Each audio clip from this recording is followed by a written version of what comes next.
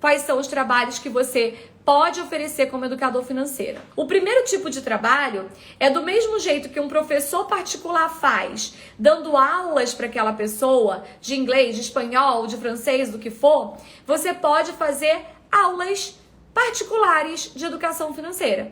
E por que as pessoas pedem isso? Porque elas querem investir e não sabem como, porque elas querem melhorar os resultados financeiros dela, organizar melhor o dinheiro, fazer um planejamento para o próximo ano e não sabe como fazer isso. Então você atua como um professor que vai sentar ali e vai ensinar. Essa é a diferença. Então, a primeira forma que as pessoas vão buscar você que é educador é para ter um conselho, para ter uma informação, para ter uma orientação. E aí cabe a você, como educador, bem formado, com muitas técnicas, sabendo usar a técnica certa, oferecer mais do que o cliente está pedindo. A segunda coisa é que muita gente vai buscar um educador financeiro porque está extremamente endividado e não sabe como resolve aquele problema de dívidas. Aí, preciso explicar para vocês. Trabalhar com o endividado não é falar para o endividado cortar tudo e pagar a dívida de maior valor. Isso não vai adiantar.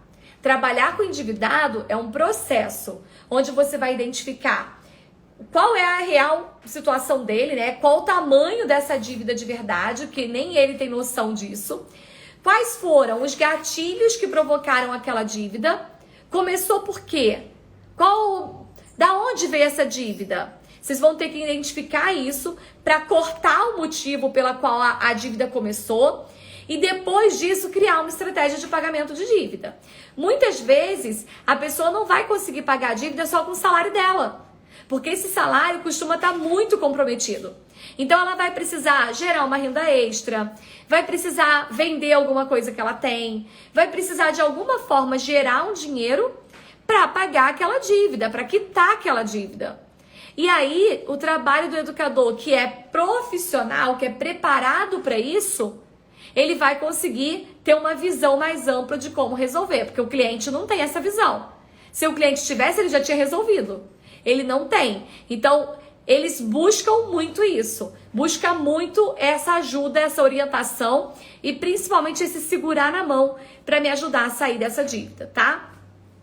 Outro serviço muito procurado por educador financeiro são dentro das empresas.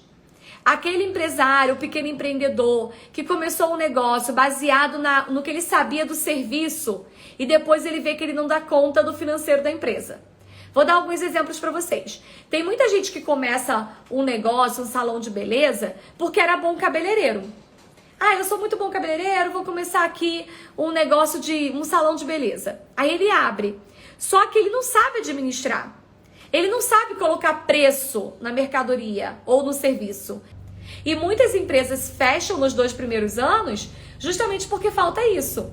Então, o educador financeiro, quando ele está preparado para identificar, o empreendedor contrata ele e aí ele vai ver quais são os problemas daquela pequena empresa e vai mostrar, olha, você tem um problema de fluxo de caixa.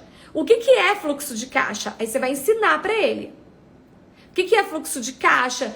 Como que ele pode organizar melhor esse fluxo de caixa? Como é que ele pode antecipar o recebimento que o cliente está pagando e postergar o pagamento das contas? Isso é uma coisa super importante, né? Pra gente, para uma empresa saudável. Muitas vezes a empresa até tem dinheiro, mas esse dinheiro não está em caixa ainda. Então a gente precisa ensinar o nosso cliente como é que faz isso.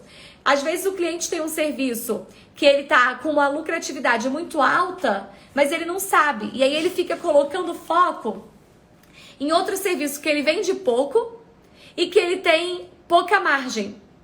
Porque ele não sabe qual margem que ele tem em qualquer lugar. E o educador financeiro capacitado, ele consegue fazer isso. Ele consegue ajudar essa pessoa a enxergar e ensinar ela como é que ela vai fazer. Então esse é um serviço muito buscado para a educação financeira também.